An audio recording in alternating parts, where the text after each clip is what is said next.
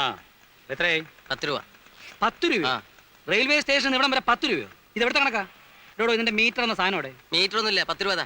എടോ മീറ്റർ ഇല്ലാതെ വണ്ടി ഓടിക്കാൻ തന്നോട് ആരാ പറഞ്ഞേ? ന്യായമായ ചാർജ്. എനിക്കൂടെ തോന്നണ്ടേ? ഈ വണ്ടിക്ക് മീറ്റർ ഇല്ല എന്ന് എഴുതിയത് ഞാൻ കേറില്ലായിരുന്നല്ലോ. ഇങ്ങോട്ടാ. ഓ, ഈ നാട് അടുത്തങ്ങ് നന്നാവുമെന്ന് ആരും പ്രതീക്ഷിക്കണ്ട. എന്തു പറ്റി? അച്ഛാ, റെയിൽവേ സ്റ്റേഷനിൽ നിന്ന് ഇവിടം വരെ വരാൻ ഓട്ടോറിക്ഷയ്ക്ക് 10 രൂപ. 10 രൂപ ആകുമല്ലോ. 10 രൂപയോ?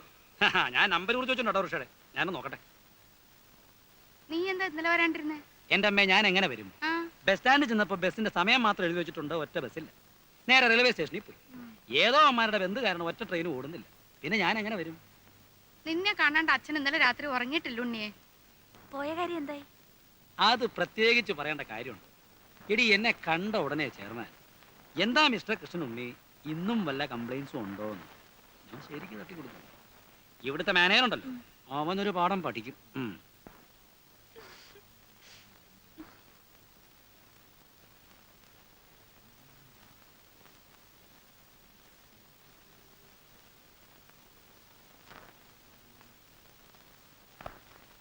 റെയിൽവേ ടിക്കറ്റ് ഓക്കെ, ബസ് ചാർജ് ഓക്കെ, ഓട്ടോറിക്ഷ അയ്യോ 10 രൂപ, അതും ഓക്കെ.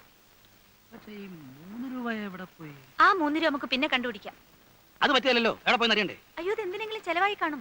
ചെലവായതിന്റെ അല്ല, ആറ്റിൽ കളഞ്ഞാലും അളന്ന് കളയണം. ഇതേന്ന് ബാങ്കിൽ പോണ്ടേ?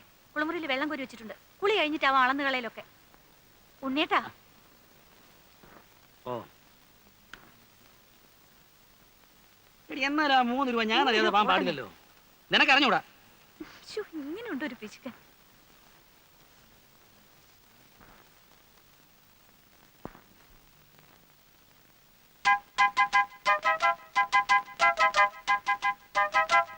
ഇവിടെ വാടാ, ഇങ്ങോട്ട് വാ. അവിടെ നിൽക്കാൻ. അമ്മേ, അമ്മേ, നടക്കാൻ അങ്ങോട്ട്, നടക്കാൻ. ഇത് കണ്ടോ, കുറെ നാളായി ഇവൻ ഈ പണി തുടങ്ങിയിട്ട്. എന്റെ ഈശ്വര, ഇതും തുടങ്ങിയോ? യവനെ ഇനിയിപ്പോ എന്താ ചെയ്യാ? അയ്യോ അമ്മ, ഇത് ഇന്നോ ഇന്നലെ തുടങ്ങിയതല്ല.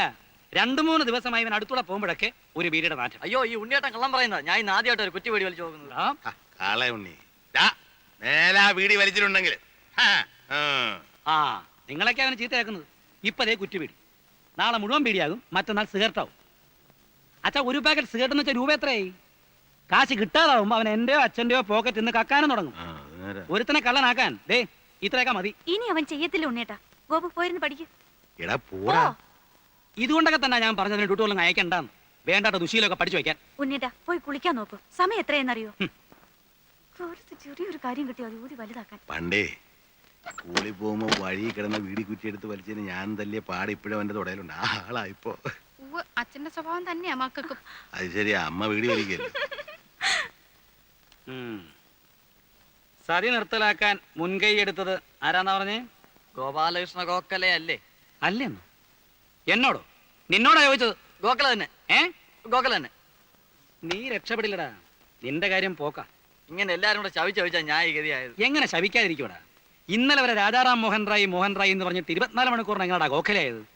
ഇത് നിന്റെ അവസാനത്തെ മാർച്ചാ, നോക്കിക്കോ. ഓ, എന്താ ഒരു കണിയാന്റെ ചുമ? ഏട്ടനോടൊരു കാര്യം ചോദിക്കാൻ സെക്രട്ടറി പറഞ്ഞു. എന്താ? ഞങ്ങളുടെ ട്രൂപ്പിന് ഒരു വണ്ടി സ്വന്തമാക്കിയാ കൊള്ളാമെന്നുണ്ട്. അതിന് ഒരു ലോണ് ശരിപ്പെടുത്തി തരാൻ പറ്റുമോ? എടാ, വർഷത്തിൽ 10 സ്റ്റേജ് പോലും തേക്കാത്ത നിന്റെ ട്രൂപ്പിന് ലോൺ വാങ്ങിച്ചെന്ന് ഞാൻ വെള്ളത്തിലാവണോ അല്ലേ? 10 സ്റ്റേജോ? ഇപ്പൊ തന്നെ ശാന്തി മുഹൂർത്ത് 25 കഴിഞ്ഞു. കളിക്കുന്നിടത്തൊക്കെ നല്ല കൂവലാണെന്ന് കേട്ടു. അത് മറ്റു ട്രൂപ്പുകാർ പറഞ്ഞു പരത്തുന്നതാ. നിന്റെ അഭിനയത്തെ പറ്റി തരക്കേടില്ലാത്ത പുറഭിപ്രായം. അത് ഞാനും കേട്ടു. നീ പോടത്തുണ്ടി. ഒരു സ്റ്റേജിന് നിനക്ക് എന്ത് കിട്ടും? തരക്കേടില്ലാത്ത വിധം കിട്ടും. കൃത്യമായ സംഖ്യ പറ. അത് 150. 150 രൂപയോ? നിനക്കോ? എടാ സത്യം പറ, ഞാൻ പോയി അന്വേഷിക്കും. അന്വേഷിക്കും, എന്നാ 100ഓളം വരും. എടാ ശരിയായ സംഖ്യ പറഞ്ഞു. ശല്യം, മനുഷ്യന് വിശ്വാസമില്ലാത്ത പോലെ. ആക്ക് വളച്ചാ കളയ പറയും.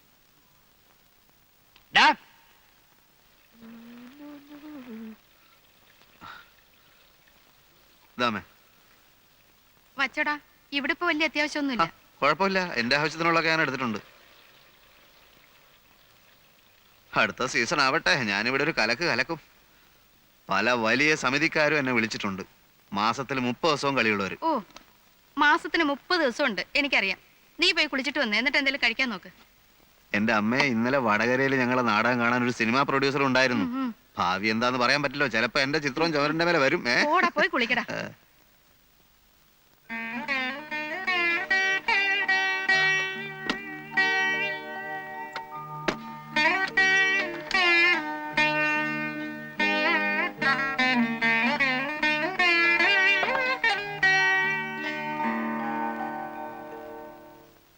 ഛെ.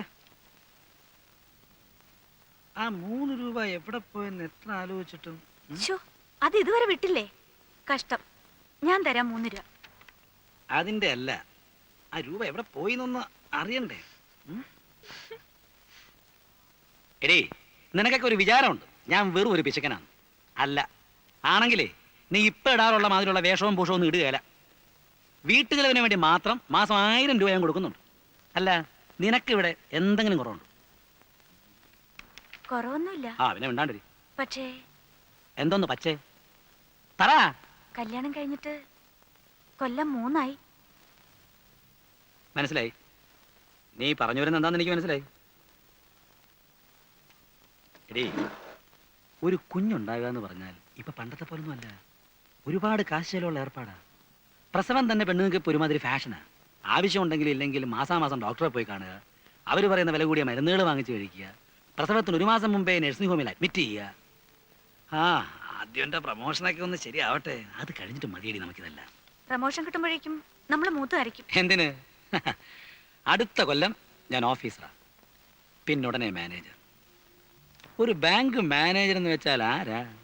ദേവേന്ദ്രനായിരിക്കും. ആ, ഏതാണ്ട് അതുപോലൊക്കെ തന്നെയാ. ഈ ഉണ്ണിയേട്ടനെ കൊണ്ട് തോറ്റു.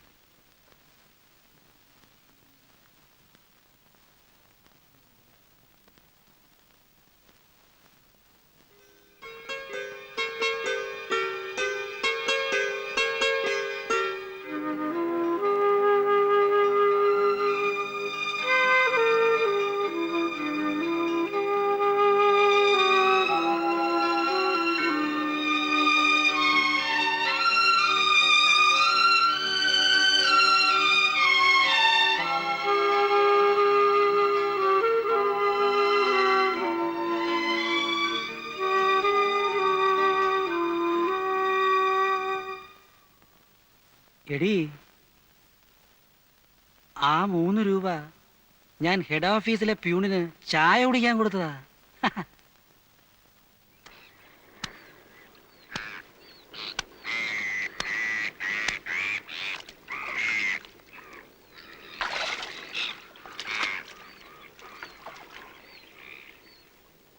ദാ അവിടെ ആ പുളിമരത്തിന്റെ ചോട്ടില് അധികാരിന്റെ മോള് വന്ന് നിൽക്കുന്ന പോലെ തോന്നുന്നു. അന്നൊക്കെ എത്ര ദൂരെ നിന്നാലും അവളുടെ കണ്ണിലെത്തി എന്റെ നെഞ്ചു പൊള്ളിക്കുമായിരുന്നു. ഭാനു അല്ലേ? അവക്കിപ്പോ കൊച്ചുങ്ങൾ 2 ആയി. ഞാൻ കണ്ടിരുന്നു. മനസ്സിലെ വിഗ്രഹം ഉടഞ്ഞു. പാവാടയും ധാവണിയും തന്നെ അവൾക്ക് ചേർച്ച. ആ ഗോപാലൻ കോൺസ്റ്റബിളിന്റെ മോള് വളർന്നു പോയോ? ഒരൊറ്റ എണ്ണത്തിന് നീ മറന്നിട്ടില്ല അല്ലേ? മരുഭൂമി കിടക്കുമ്പോ ഈ ഓർമ്മകളൊക്കെ അല്ലേടാ ആകെ ഒരു മരിപ്പച്ച. പിന്നെ നിന്റെ ട്രൂപ്പില് നല്ല പെൺകുട്ടികളൊക്കെ കാണുമായിരിക്കല്ലേ? എന്തിനാ? അല്ല, ഞാനൊരു നാടക ട്രൂപ്പ് തുടങ്ങട്ടെ. ഉദ്ദേശം? അത് എനിക്ക് അഭിനയിക്കണമെന്നുണ്ട്. പിന്നെ ഇനി എന്തെങ്കിലുമൊക്കെ ചെയ്യണ്ടേ? വേണ്ട വേണ്ട, ഗൾഫ് വിട്ടു വരുന്ന എല്ലാ മലയാളികളും ചെയ്യുന്നതൊക്കെ നീയും ചെയ്താൽ മതി കേട്ടാ. എന്ന് വെച്ചാൽ ഒരു കളർ ഫോട്ടോ സ്റ്റുഡിയോ അല്ലെങ്കിൽ ഒരു വീഡിയോ ഷോപ്പ്, ഇതൊക്കെ തന്നെ നീയും ചെയ്താൽ മതി.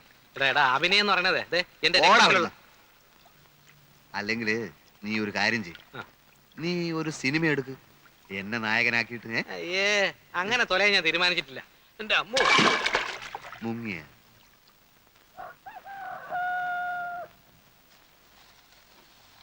ഇത് ഇവിടെ നല്ലാണോ? അല്ല, വാങ്ങിയതാ. അമ്മേ, മുരളി എവിടെ? ചേട്ടന് ഊണ് കഴിഞ്ഞ് ഇറങ്ങിയതാ. പെരപണിന്നിടത്തുണ്ടാവും. അവന്റെ കാര്യം ഒന്നും പറയണ്ട, അവൻ എപ്പോഴും അവിടെ തന്നെയാ. എടുപ്പണ്ടേ, ഇത്തിരി വെള്ളം അടുപ്പത്ത് വയ്ക്ക്. ഇരിക്കു. ഞായറാഴ്ച ആയതുകൊണ്ട് ഇന്ന് പണി ഉണ്ടാവില്ലെന്ന് ഞാൻ വിചാരിച്ചു. പണി ഉണ്ടായിട്ടില്ല, അവനവിടെ ഓരോന്ന് തൊട്ടും പിടിച്ച് നിൽക്കുന്നുണ്ടാവും. അമ്മണേച്ചിക്കൊക്കെ സുഖം തന്നെയല്ലേ? പിന്നെ അവക്കാകെ ഒരസുഖമുള്ളൂ, എന്നോടുള്ള അസൂയ. എനിക്ക് ഈ വീട്ടിനകത്ത് അടച്ചു പൂട്ടിയിരിക്കുന്ന കാര്യം വലിയ പ്രയാസമാണ്. അതുകൊണ്ടായി ചുറ്റി അടിക്കുന്നതേ. 10-34 കൊല്ലം അധ്വാനിച്ചതല്ലേ, ഇനിയുള്ള കാലം സൂഹിക്കാം. അത് പറഞ്ഞ അവക്ക് സഹിക്കില്ല. ഞാനങ്ങോട്ട് വരണമെന്ന് വിചാരിച്ചിരിക്കുന്നു. പുരവണി കഴിഞ്ഞിട്ടാവാമെന്ന് വെച്ചാ നമ്മളൊക്കെ ഇനി എത്ര കാലമുണ്ട്? ഇന്ദുവിനൊരു ആലോചന വന്നിട്ടുണ്ട്. ചെക്കനൊരു പോലീസുകാരനാ, അവൾക്കത് ഇഷ്ടമല്ല അത്രേ. നടത്തുമ്പോ രണ്ടാളുടെ ഒരുമിച്ച് നടത്തിയാൽ എന്താന്നാ ഞാൻ ആലോചിക്കുന്നത്. അതാ നല്ലത്. ഇന്ദു വേറൊരിടത്തേക്ക് പോകുമ്പോ ഇവിടെ ഒരാൾ വേണ്ടേ? രമയെ ഇങ്ങോട്ട് കൊണ്ടുവരണമെന്നാ അവന്റെ ആശ. മുരളിയുടെ അച്ഛനും അതൊരു മോഹമായിരുന്നു. എനിക്കറിയാം. കേശവൻകുട്ടി പണ്ട് എന്നും പറയുമായിരുന്നു, ഒന്നീ തൻ്റെ മോൾ എൻ്റെ വീട്ടിലേക്ക്, അല്ലെങ്കിൽ എൻ്റെ മോൾ തൻ്റെ വീട്ടിലേക്ക്. നമുക്കത് ആലോചിക്കാം.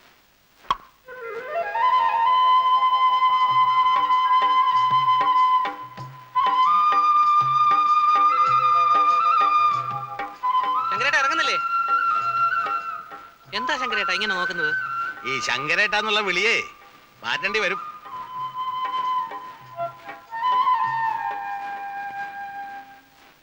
എനിക്ക് അവനെ പണ്ട് മുതലേ ഇഷ്ടാ. കുടുംബത്തിന് വേണ്ടി ഇങ്ങനെ കഷ്ടപ്പെടുന്ന പിള്ളേരെ ഇക്കാലത്ത് കണ്ടുകിട്ടാൻ വിഷമാ. അവിടെ ഭാഗ്യമാണ് ഈ ബന്ധമെന്ന് കരുതിയാൽ മതി. എനിക്കെന്തോ ഇതത്ര വലിയ ബന്ധമായിട്ടൊന്നും തോന്നുന്നില്ല. കാര്യം ഗൾഫിൽ പോയി കുറച്ച് കാശുണ്ടായി കാണും. പക്ഷെ ആ കാശെല്ലാം ഒരു വീട് പണിഞ്ഞ് തീർത്ത് വെച്ചിരിക്കല്ലേ. തന്നെയല്ല, ഇപ്പൊ കല്യാണക്കാര്യത്തിൽ ഗൾഫുകാർക്ക് പൊതുവേ മാർക്കറ്റ് സ്വല്പ ഡിമ്മ. ആ മാർക്കറ്റ് ഒന്നും മുരളിയുടെ കാര്യത്തിൽ നോക്കേണ്ട ആവശ്യമില്ല. അതെ. പിന്നെ നോക്കാതെ കല്യാണം കഴിഞ്ഞാൽ പെണ്ണ് നോക്കാൻ ചെറുക്കനൊരു ജോലി വേണ്ടേ? മുരളി ടൗണിൽ എന്തോ ബിസിനസ് തുടങ്ങാൻ പോകണമെന്ന് പറഞ്ഞിരുന്നു. എന്തോന്ന് ബിസിനസ്? Video shop. സ്ഥലമൊക്കെ കണ്ടു കഴിഞ്ഞു. നിനക്കൂടെ എന്താ കാര്യം? പോയി പഠിക്കടാ. ഓടാ അവിടുന്ന്. അങ്ങനെ ഇടതിരിച്ചന്വേഷിക്കൊന്നും വേണ്ട. അവൻ നല്ലവനാ. നമ്മുടെ രമയെ നോക്കാനുള്ള തൻ്റെ ഇടമൊക്കെ അവനുണ്ട്. നമുക്കിത് അധികം വയ്യാതെ നടത്താം. എനിക്കിപ്പോ കല്യാണമൊന്നും വേണ്ട. അതെന്താ? എനിക്ക് പഠിക്കണം. പഠിച്ചോ. കല്യാണം കഴിഞ്ഞ ഉടനെ പഠിപ്പ് നിർത്തണമെന്ന് നിയമമൊന്നുമില്ലല്ലോ. അല്ല, കല്യാണക്കാര്യം പറയുമ്പോ എല്ലാ പെൺകുട്ടികളും പറയുന്നതായത്. അല്ല, എനിക്കിപ്പോ കല്യാണം വേണ്ട. കൊഞ്ചാതെ പോടിയപ്പുറത്ത്. മകരത്തിന് മുമ്പ് നടത്തേണ്ടി വരുവോ? വരുവടാ. എനിക്കിപ്പോ കല്യാണം വേണ്ടെന്നല്ലേ പറഞ്ഞേ? ഡേയ്, അധികം സംസാരിക്കൊന്നും വേണ്ട. കല്യാണം നടത്തണോ വേണ്ടോ എന്ന് ഞങ്ങളെല്ലാം ചേർന്ന് തീരുമാനിക്കും. ഞങ്ങൾ ആണുങ്ങൾ തീരുമാനിച്ചോളാം കേട്ടാ. എനിക്ക് പഠിക്കണം. പേടിക്കാതെ രമേ, എന്നായാലും വേണ്ടതല്ലേ. എനിക്കിപ്പോ കല്യാണം വേണ്ട. ഞാൻ എഴുന്നേറ്റ് വന്നൊരു കുത്തങ്ങ് വെച്ചിരും കേട്ടോ ആസത്തെ. വെറുതെ നിന്ന് ചിണുങ്ങണ്ട. ഒരു നല്ല കാര്യം പറഞ്ഞുകൊണ്ടിരിക്കുന്നതിനിടയില.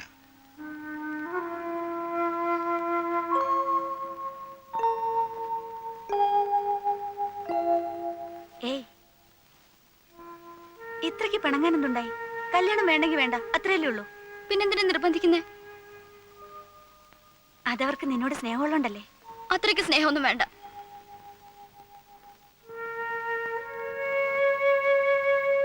ഏട്ടത്തി, ഒരു മുഖലക്ഷണം പറയട്ടെ. നിന്റെ മനസ്സിൽ മറ്റാരോ ഉണ്ട്.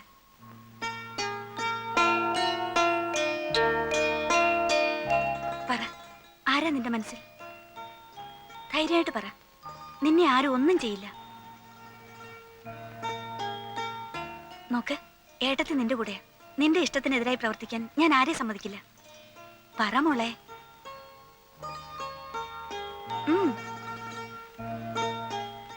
എന്റെ കോളേജില് മലയാളം പഠിപ്പിക്കുന്ന സാറിന് എന്നെ ഇഷ്ടാ. എന്താ അയാളുടെ പേര്? ശിവൻ.